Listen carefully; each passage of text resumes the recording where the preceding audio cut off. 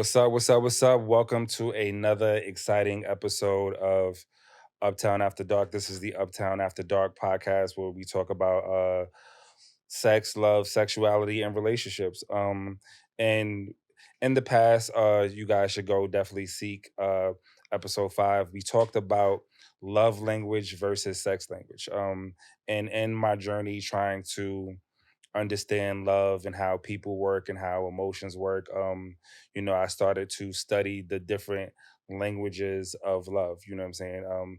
And not just the typical ones that most people know, you know what I'm saying, like quality time and words of affirmation and all that other good stuff. But there are other languages connected to the language of love. There is a sex language.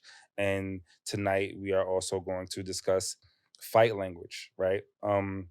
And fight language is not like you out here and you training for your next rocky fight, you know what I'm saying? It's not gonna be like the brother from Creed, you know what I'm saying? We're not talking about that type of fighting, but we're talking about fighting in the sense of how do you engage with your partner during conflict. um because that is important if you care about having longevity in your relationships and you care about having uh a life partner. You want that happily ever after. If you don't know how to fight with your partner, if you don't know how to get along with your partner, if you don't know how to figure it out in a peaceful way, there's no way that you're going to get to the longevity of having the love language that you want. There's no way that you're going to get to exploring the sex languages. There's no way that you get a chance to explore and enjoy all of the wonderful possibilities of love without understanding how to fight. Right. And like I said, I'm not talking about fight physically, but just how do you engage in conflict with your partner? Right. So we're going to discuss some of those ways tonight. And so that way you guys can figure out possibly what your personal fight style or styles may be, because you may have a combination of a few, have a combination of several, or figure out what you may need to do to adjust your fighting style so that way you can have a better outcome with your partner. So one of the fighting styles is passive aggressive and avoidance, which avoidance is easy to understand. It's just like, you trying to avoid whatever the conflict is at all costs, right? Whether it's, you decide you want to avoid it by just ignoring your partner when they bring up whatever the issue is, or whether you decide you want to avoid it by staying out of the house so that way you don't have to come back home and get into the middle of this conversation. Especially for men, right? Because as a man, I could tell you, ladies, one of the 5 words put in this order that men fear the most is baby, we need to talk.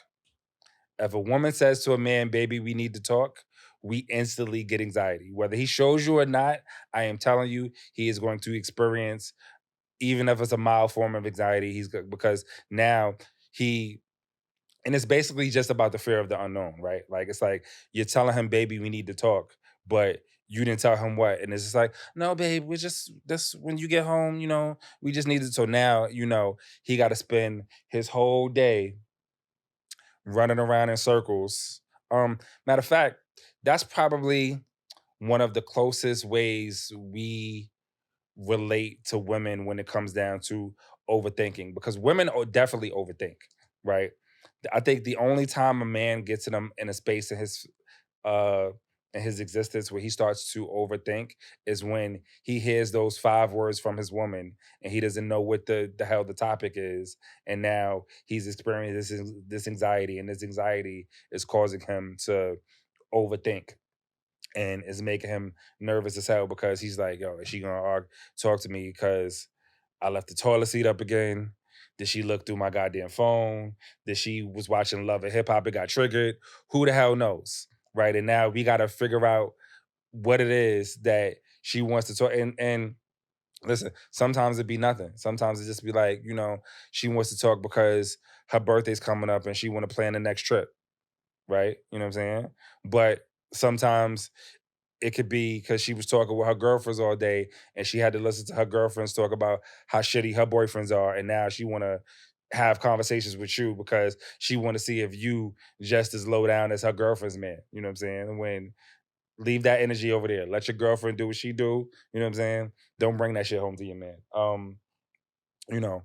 So then another type of fighting style is deflecting. And again, deflecting and avoidance, those two things kind of go hand in hand, right?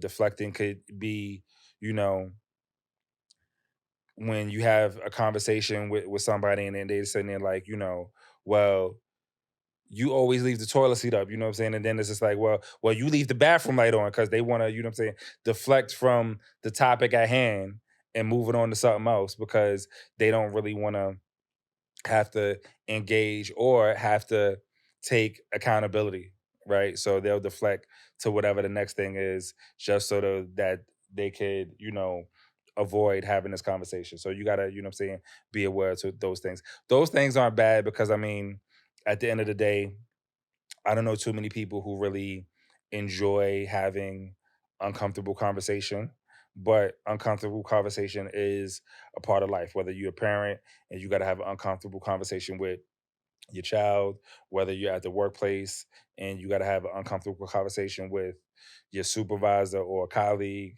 or if you're in a relationship and you got to have an uncomfortable conversation with your partner. Uncomfortable conversations are a part of life. And when you understand how to deal with fight language and conflict language, it'll help you in every aspect of your life, whether you're dealing with interpersonal relationships, romantic relationships, siblings, whatever, once you understand this, you'll be able to communicate better with the people in your life. So moving on down the line, petty behavior, tit for tat. This is probably one of, if not the most toxic type of fight language because it's like a never ending cycle, right? Somebody does something petty to you, you feel like you need to retaliate. They want to retaliate against your retaliation. You trying to retaliate against them, their form of retaliation. It's ongoing, right? You know what I'm saying? Pettiness is toxic to a relationship. I'm gonna say it again. Pettiness is toxic to your relationship. If you want your relationship to last, you gotta find a way to filter or remove that pettiness from your mindset and your thought process. And it is hard because sometimes being petty feels good, if we're gonna be honest, right? Sometimes being petty feels good.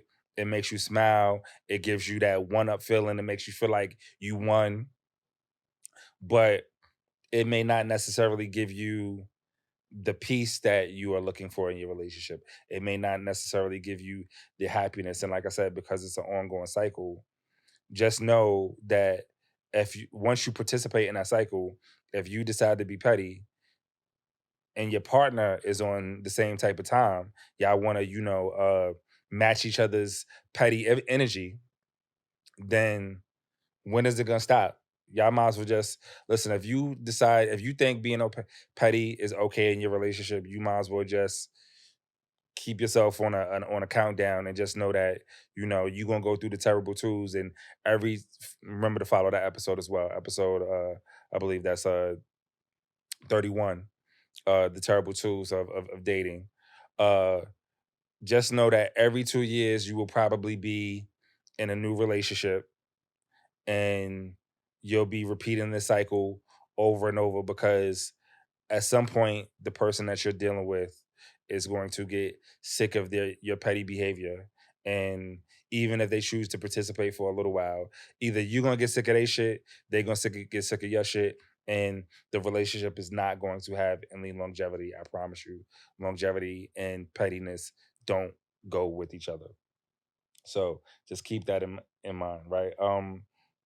Now, the next type of fight behavior, which is also highly toxic. Again, highly toxic. I think I need to, what I'm saying, get that on the screen somewhere, you know what I'm saying? Highly toxic, right? Um, the loaded clip, right?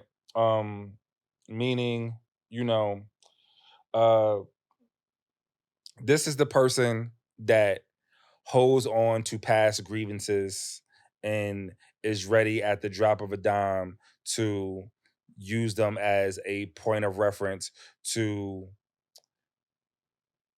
keep your relationship stuck in in a certain place, and there is no moving forward when you have your partner constantly bringing up past grievances. Now if it's relevant and this is, and you have behavior that is repeating in themselves and they are using your past behavior as a reference, I would not necessarily consider that as them having a loaded clip.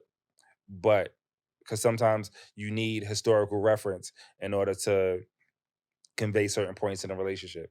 But then sometimes people want to weaponize your past against you to just have something to hold over your head, which again is highly toxic. You know what I'm saying? Um, you know, uh, you fucked with that bitch in 2014 and she's still bringing it up in 2023. You know what I'm saying? Listen, if she's still bringing it up in 2023, a bitch that you fucked in 2014, I don't even know how y'all still made it to still be together. And God bless y'all. God bless y'all. But just know that you guys are probably on a downward spiral, and your days are probably numbered if that's what she's still doing in 2013, still bringing up something that you did. Because I mean, in no other scenario in life would you allow somebody to weaponize your past, right? You know what I'm saying? All the aunties out there, they not worried about their Freaknik videos. That was from the 90s. They accepted that they was freaks back in the days, and when them Freaknik videos come out, when the documentary come out, they gonna just be like, it is what it is, and they gonna own it. You know what I'm saying? If their husband see it and their husband happen to be a pastor, he just gonna have to understand that his first lady was doing something else first. And it is what it is. You know what I'm saying? Now, going down this line of toxic fight behavior, um, the verbal assassin. Um, if y'all need an example of the verbal assassin, I got two words for y'all. Erica Mena. I don't know if any of y'all watch Love and Hip Hop, but Erica Mena recently said some derogatory, some racial derogatory statements towards Spice, um, and called her a monkey. Now, I understand that Erica might have been triggered because, Spice said something in reference to her child. Um, but when you are dealing with somebody who is a verbal assassin and their job is to annihilate you verbally, they are going to say horrible things, right? Some of them they might actually mean, some of them they might not actually even mean. But this person with this mentality, their whole job is to break you down verbally. Their whole job is to make you feel small, make you feel like you are nothing. Their whole job is to be ugly. And no relationship, whether it is a friendship, whether it is a romantic relationship, whether it is a work relationship, there is no relationship that can survive when conflict arises if you are dealing with a person that has this sort of mentality. It is impossible.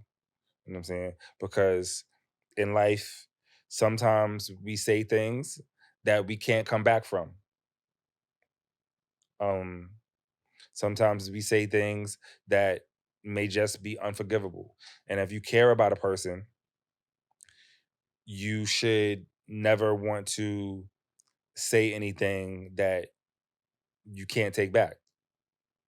If you really care. Listen, if you like fuck it and you don't give a fuck and it is what it is and you are willing to 100% walk away from this person, then by all means, I still don't condone it, but say whatever you got to say, whether it annihilates them or not, and it doesn't matter, right? But in this type of format where uh, Erica happens to be a public figure, she is now going to be judged by the court of public opinion for her toxic words, right? Like I said, she could have meant it. She could have, but like if you wanted to know an example of a person who is a verbal assassin, like listen, I understand that emotional maturity is something that is new, right?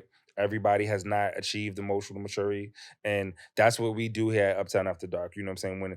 When it's time to talk about the sex, we talking about the sex. When it's time to talk about the sex and emotional maturity, we're gonna talk. This is not for you if you are not emotionally mature, right? Because we trying to, come up with resolutions for people and help people have positive, long lasting relationships. So if that's not for you, if you offended by this, then maybe it's not for you. You can find another podcast to watch. I'm perfectly okay with that. You know what I'm saying? But for if you know somebody who is emotionally mature or has a desire to be emotionally mature, we have plenty of content for here for you to watch, and it's going to help you make your relationship better because it's all centered around communication and learning how to communicate with your partner effectively, right?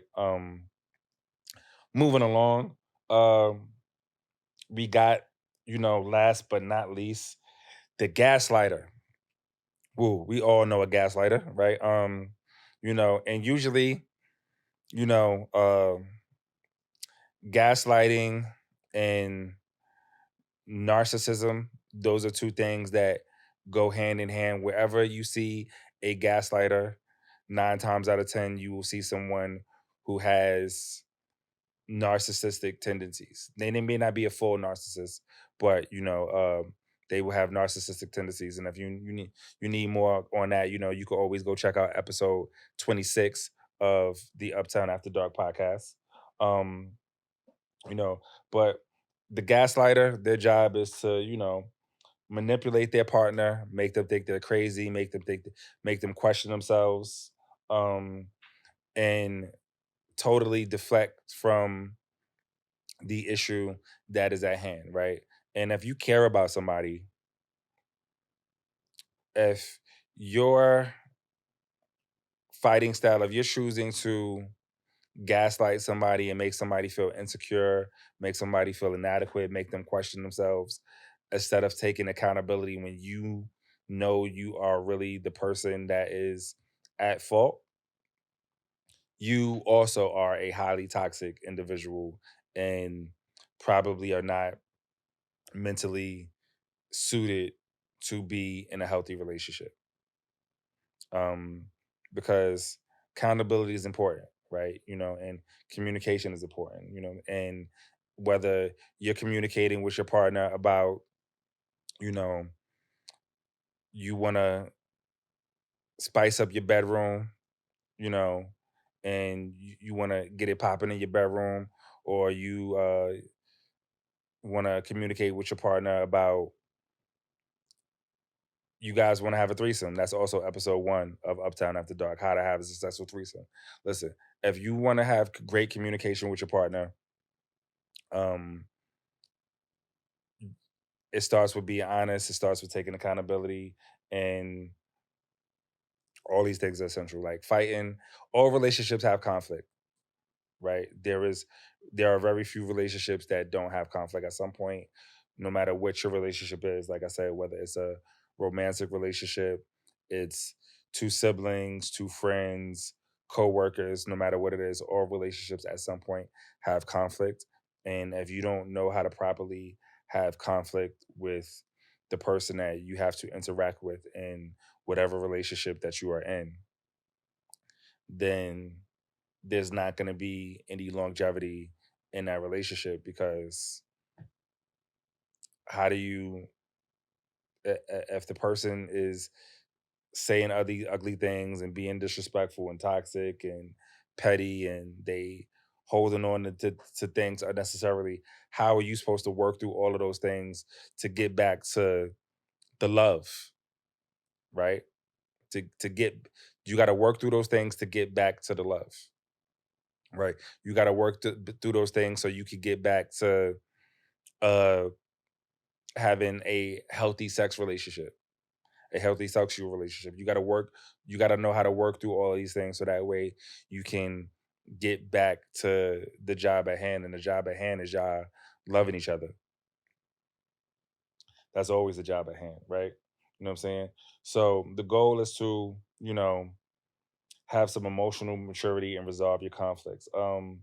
Now, I got some tips for you guys, right? Because I don't want to just tell you about what the problems are without attempting to give you guys some tips to help you get to a solution, right? Now, this is stuff that has definitely personally worked for me. I don't know if you've ever tried it before. Maybe it might work for you, maybe it might not. But at the end of the day, the goal is to, like I said, try to get to some resolution. Um, Cooling off so that way you can get to a place where you can have civilized conversation, right? So cooling off might mean, uh, for me, I'm a cigar smoker, right? So when I'm upset, I might need to just go outside, sit on my balcony, smoke a cigar, relax, maybe have a cigar and a drink, and relax and calm down and reapproach the conversation when I am in a calmer place. Because it's more than likely that you're not going to get to any conflict resolution when you are still angry, right? So take the time, calm down. And a lot of this stuff sounds like, oh, that's common sense. But listen, even the common sense stuff, people don't really practice it in real time. You know what I'm saying? Um, so take some time, relax, get your mind calm, then re-engage in the conversation. Um, Learn how to articulate yourself without being disrespectful, without raising your voice, without unnecessary cussing, without saying little slick shit under your breath. Um, you know what I'm saying? And listen, these things are not easy. But again, if I'm trying to have a conversation with you and you saying slick shit under your breath, or I'm looking at you, and women are good for this shit too. Sometimes their facial expressions, the shit that they saying, you trying to keep it a buck with them, and they sitting there sucking their teeth and shit. Listen, that I don't know how the hell you expect somebody to have a healthy conversation with you when you doing all that extra shit. You know what I'm saying? So listen, give me the blank face. Don't give me the resting bitch face. Don't give me the sucking the teeth. Don't give me the word. Listen, like I don't get it, right? Matter of fact, this is what women should do, right?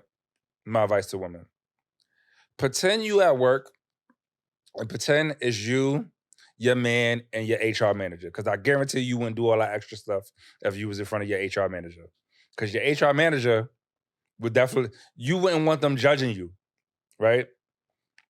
I think that's the problem, right? People, since we don't have HR in our personal relationships, people feel like they could talk to you any way that they want to, but they would never dare do that shit on their job because they care about their job. They know that they got to get the best, especially, the sisters of today that's really out there getting bags, 100K and better. They not about to mess up their bag over somebody's attitude, right? But meanwhile, they will totally be ready to flush their relationship down the toilet over some goddamn attitude, right? So pretend it's you, your man, and your HR manager, and y'all all sitting there having a nice, peaceful, productive conversation together where the intent is to find some resolution and see how that works out for you. You know what I'm saying? Just my advice. You know what I'm saying? Um, Understand that in some cases, it's going to be okay to disagree, right?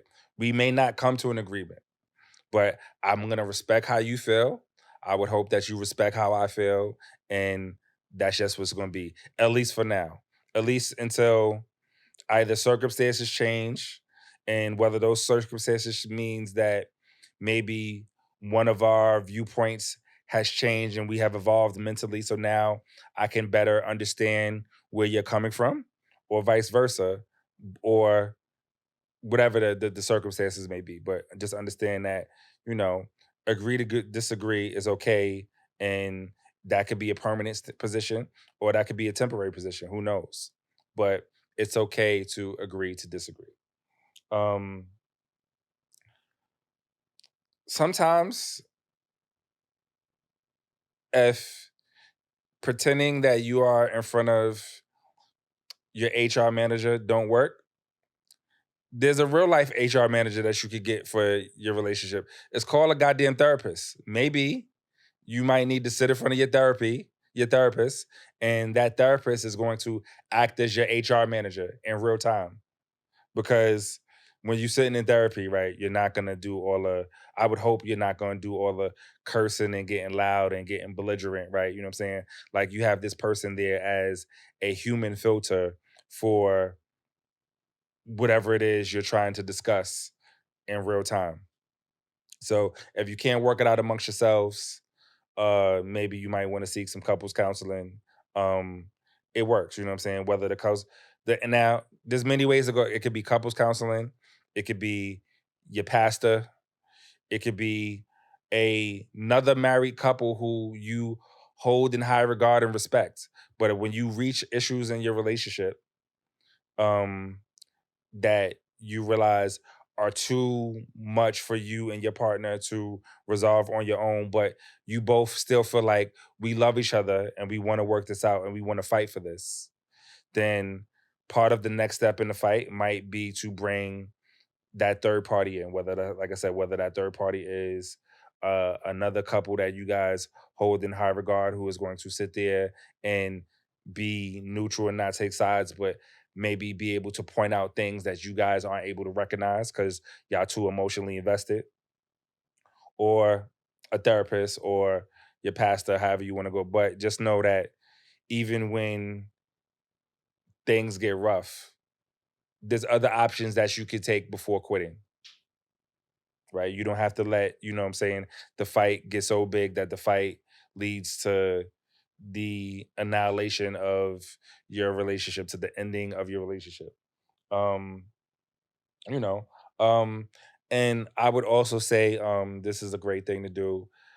Provide real time examples of what it is that you're feeling. I think a lot of times, especially as a man, you interact with your lady, she's explaining to you, she's telling you how she feels, but it lacks the explanation. And men are logical. So we need to hear the details and the nuance of what it is you feel. Not just, you know what I'm saying? Like, I feel like you don't care about me, but tell me why you feel like I don't care about you. You know what I'm saying? Um, I think when we have the details, we can process a little bit better. And if we can process a little bit better, then we can potentially get to a resolution better. You know what I'm saying? So, you know, remember, uh, everyone fights in relationships, and it doesn't matter what the relationship is, whether it is a romantic relationship, whether it's a work relationship, whether it's a friend relationship. There is always, at some point during that relationship, some sort of conflict. And if you don't know how to fight, if you don't know how to handle conflict, no matter what the relationship is, your relationship is more than likely doomed to fail. And if you fail, then you don't get back to the love. So, you know, again, love has languages. There's not just the typical love languages of, you know, physical touch and quality time and words of affirmation. Those are all great, right? But, we want to take our understanding of love languages to a deeper level. So we're going to discuss, you know, all of the languages of love, which includes sex language and fight language. So tonight we discuss fight language. I hope you guys enjoyed it. We're gonna wrap this up with a little thing we call Ask Uptown, where, for those of you for tuning in for the first time, Ask Uptown, is a segment on the show where we have a viewer. They usually email in or send me a DM, let me know what their problem is, and I dissect it and break it down live here on air. You know what I'm saying? We might listen. We approaching our 2-year anniversary, right? So by this time, we might have some newbies here. So since we might have some newbies here, I figured, you know what I'm saying, I explain what this whole Ask Uptown thing is because, hopefully, you could tell a friend and tell a friend and then we could get some more newbies. You know what I'm saying? We can grow this thing. Anyway, Ask Uptown tonight goes like this. Dear Uptown, my husband and I have been married for 15 years. Like any married couple, we've had our ups and downs, including my husband having a baby outside of our marriage. Ooh, Lord. But through prayer and counseling, we have been working through those difficult moments. Um, and we still have love between us. However, during the tough times, I leaned in on my family a lot for counsel. And my family has developed a disdain for my husband. Things now are at a point where my husband doesn't come over for family functions and because of the coldness of her family towards him. Even I'm feeling their judgment. How do I get my family to accept my decision to move on and just respect my husband? Any advice on how to work through this? Hmm, that is a tough one. Tough one, tough one. They've been married for 15 years and homeboy had a baby outside of the marriage. Um,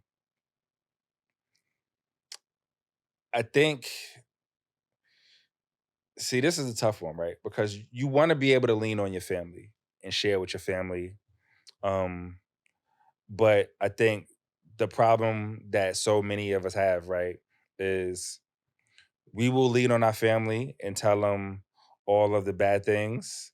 But when your husband came through with that bonus and took you on a trip, or came through with that bonus and bought you a mean coat, did you tell him that? You know what I'm saying? Or did he, when he just surprised you? Like, you can't just always share the negative. That's all I'm saying, right? I think, if you are using your family as an outlet and they're only used as an outlet to hear the negative things in your relationship, um, then you can't be mad when the position that they hold for your partner is negative. You control that narrative, and now you're upset at the narrative that you created. Um, Now, you didn't create this narrative alone, right? I don't want to absolve the husband of his behavior, but I'm talking about in regards to what this woman chose to share with her family. She's in control of that, right? Um, I do think that when it comes down to the family, though, they don't have a right to be more upset with him than you are. So if you took the time to forgive him and stay with him, they should respect your decision, at least publicly. Listen, if y'all around, you go to your sister house, once, twice a month to have dinner, play cards, whatever, and she talks shit about your husband, um, you should probably start checking it. But if your sister talks crazy about your husband when y'all have y'all little game nights, but then she's totally respectful when he's in your presence, I think that's clean. It's really about, you know what I'm saying, being respectful to that man in real time in his presence. He is a part of your family, whether you want him to be or not, because they've been married 15 years, if they got kids together. Like, she decided to stay, like the man ain't going nowhere. Right. And nobody should, again, as I said earlier in this episode, nobody should be a slave to their past. You know what I'm saying? So I think that you know, it's tough. Like your family doesn't deserve the right to be more upset than you are. So if you were able to forgive, they should be able to forgive, and y'all should be able to coexist. And it may take for you to sit down with your family privately and really check them, all of them, and let them know this is my man. He's mine. I'm standing by him. You know what I'm saying? And if that doesn't work, then pray on it, see what happens. Um, but other than that, like I can understand why homeboy feels a little bit uncomfortable, but I'm also gonna say for him, accountability is a motherfucker, right? So you might have to sit in those some of those family functions and be a little bit uncomfortable, brother. Cause you would have no reason to be uncomfortable if you wasn't making babies outside your marriage. Hold that shit. Be a man, man up. If they give you a little bit of smoke, take it.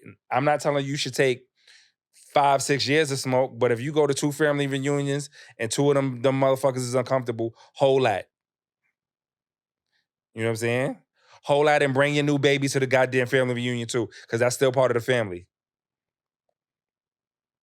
Hold that. Like you don't get a chance to sit there and fast forward the part of being uncomfortable when you made mistakes out here, brother. So everybody got to just get mature in this situation. The family got to get a little bit mature in this situation. The wife got to get a little bit mature about the conversations that she's having with her family, and homeboy need to man up. You know what I'm saying? You know, it takes a village, and sometimes the village gets broken up. But when y'all decide y'all going, you know what I'm saying, get it back together. You know what I'm saying? Get it back together for real. Don't play about it.